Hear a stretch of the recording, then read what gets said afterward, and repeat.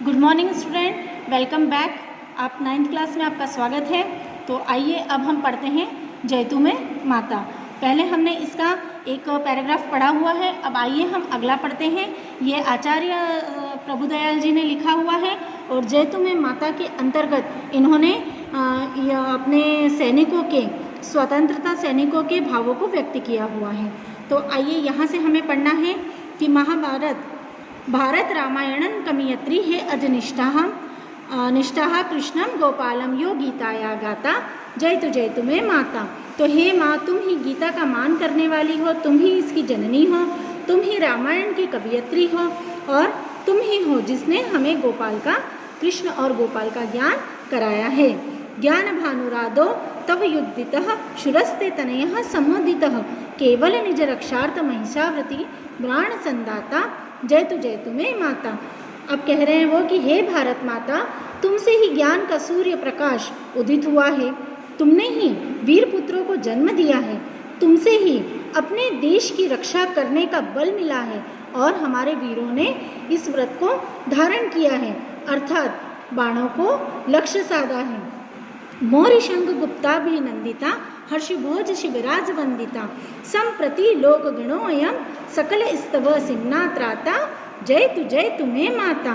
तो इनका कहना है कि हे माता, तुम्हारी जय हो, तुमने ही तो मौर्य, शुंग, गुप्त ऐसे बड़े बड़े वंशों को पूजित किया है, तुमने ही हर्ष, भोज, शिवराज ऐसे लोगों का वंदन करने लायक उनको बनाया है और इनका जो हम गुणगान करते हैं ये सिर्फ माँ आपकी वजह से है, क्योंकि आपने ही तो इन बच्चों के अंदर इतनी ज़्यादा देशभक्ति भरी हुई है।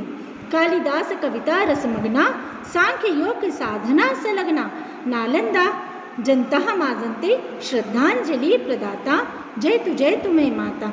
इनका कहना है कि सिर्फ सारे वंशज ही नहीं, कालिदास जो कविता में इतने मग्न हैं और इनकी कविताओं में भी मातृभूमि के बारे में इतना ज़्यादा इन्होंने अपने भावों को व्यक्त किया है, इसी प्रकार संख्य दर्शन करने वाले हमारे देश में अजंता, नालंदा ऐसी जगह है जहाँ पर पुरानी कालों से इतनी बढ़िया चीज़ें बनी हुई हैं और इनको देखकर भी हमें महसूस होता है कि कितनी गहराई से इसका पठन पाठन किया गया है। नालंदा जैसे स्थान पर विद्वानों की जो उत्पत्ति आपने की है उनका चरण वंदन हम करते हैं। कच्छ कामरूपांत वासिनी गंगा कावेरी सुहासिनी चंद्र दिगंध हतः पवन हस्ते मातृ शंसा गाता जैतु में माता। अब कच्छ से कामरूप तक निवास करने वाली गंगा, कावेरी, सुहासिनी आदि नदियों को शोभायमान करने वाली अर्थात मेरी जन्मभूमि, चतुर्दिश यानी चारों दिशाओं में प्रवाहित होने वाली वायु, ये क्या करती हैं? ये आपका गुणगान करती हैं, आपकी महिमा को बताती हैं।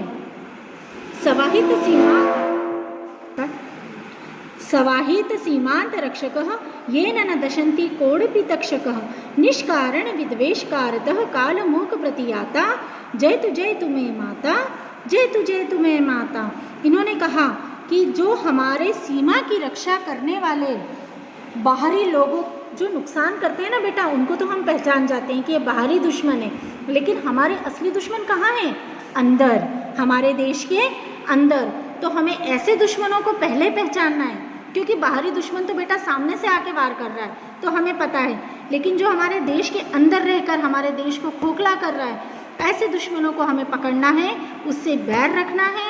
जो हमारे देश से बैर रखता है उसको पकड़ना है और उसको काल रूपी गाल में यानी उसको कोई भी किसी भी तरह का तरीके से छोड़ना नहीं है, बस उसको ख़त्म कर देना है हमें कैसे भी करके।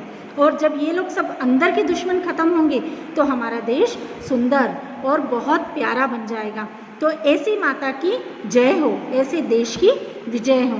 तो बेटा ये जैतु में माता आपको पसंद आया होगा ये गीत, और मेरे ख्याल से इसको सुनते हुए आपके अंदर भी देशभक्ति जागृत हुई होगी, क्योंकि बेटा हम लोग तभी सुकून से सो पाते हैं जब कोई देश के कोने में जाग रहा होता है।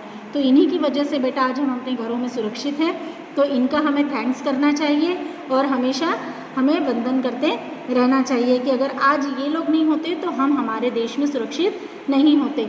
इसके क्वेश्चन आंसर्स मैंने आपको पहले भेज दिए हैं, आप कॉपी कंप्लीट, आई थिंक आपने कॉपी कंप्लीट कर ली होगी। तो अब अपन बेटा नेक्स्ट क्लास में अगले चैप्टर के साथ मिलेंगे। Thank you.